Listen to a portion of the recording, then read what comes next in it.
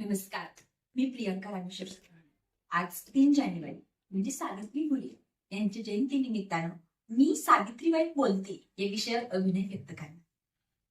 ज्ञान नाही, विद्या नाही, बुद्धी असूनही चालत नाही. तयास म्हणावे का? ओळखलं का? मी सावित्री. सातारा जिल्ह्यातील खंडाळा तालुक्यातील नायगावच्या खंडोजी पाटलांची मी कन्या. वयाच्या अवघ्या 9व्या वर्षी ज्योतिबांशी माझं लग्न झालं. मला हळूहळू कळायला लागलं, ज्या व्यक्तीशी माझं लग्न झालं ना, तो काही साधारण माणूस नाही, तर या समाजाला, या देशाला ऊर्जा देणारी एक क्रांतिसूर्य ज्योतिबा, आणि त्यांची मी बायको. बघा, त्या काळी कसं स्त्री पुरुष उच्च नीच असा लई भेदभाव होता. बाईच्या जातीने कसं आपण भलं, आपलं घर भलं आणि घरातली माणसं इतपतच बाईची जात होती. परंतु या सर्वांना उपाय तो म्हणजे शिक्षण, आणि या शिक्षणाचा खुला उद्योग मात्र ज्योतिरावांच्या मनात होता. एकदा ज्योतिराव असंच शिक्षणाचा प्रसार करण्यासाठी निघाले होते, तर ब्रिटिशच्या फरन नावाच्या मॅडम आल्या आणि माझ्या ज्योतिरावांना म्हणाल्या, मिस्टर फुले, तुम्हाला जर शिक्षणाचा प्रसार करायचा असेल ना, so educated women first, because if a woman educated so her house educated. पण तुमच्याकडे स्त्रियांना ओपनना घराच्या बाहेर सुद्धा निघू देत. सो बॅड मिस्टर फुले, सो बॅड. आणि झालं.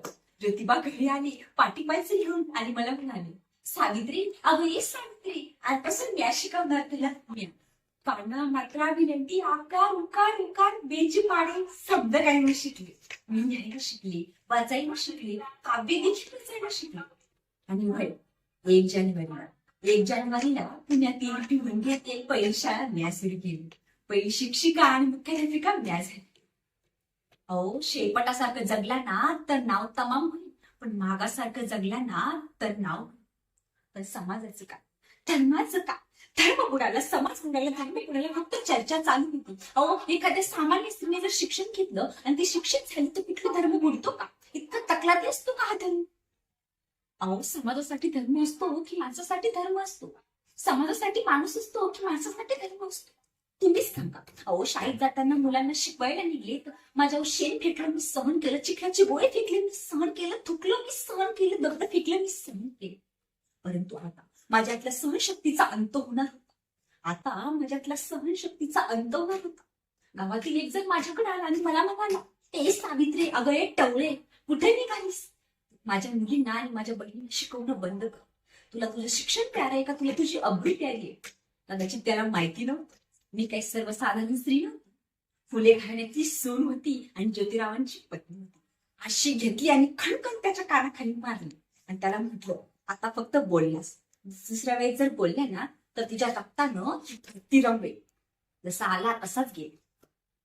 अहो, एखाद्या बाईचा नवरा मेला तर तिने सती जायचं असतं का? उलट यात तिचा काय दोष असतो बरं? काय दोष असतो?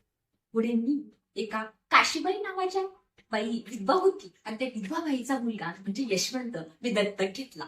त्याला शिकवलं, खूप मोठे केलं, डॉक्टर देखील बनवलं बरं का. एकदा पुण्यामध्ये प्लेगची साथ आली, आणि या प्लेगची साथ आल्याच्या नंतर लोकांना प्लेग होऊ लागला, भरभरून वाढू लागला.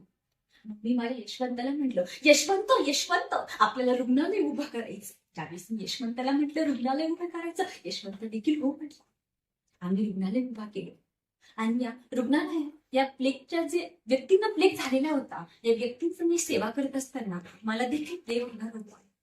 अहो, मुळात मी जगली समाजासाठीच ना, मग या समाजाकडनं मला मरण आलं तर मी मरणारच. काय हरकत, मी समाजासाठी जगले ना, मग मी या समाजाकडनं मला मरण आलं तर मी मरणारच ना.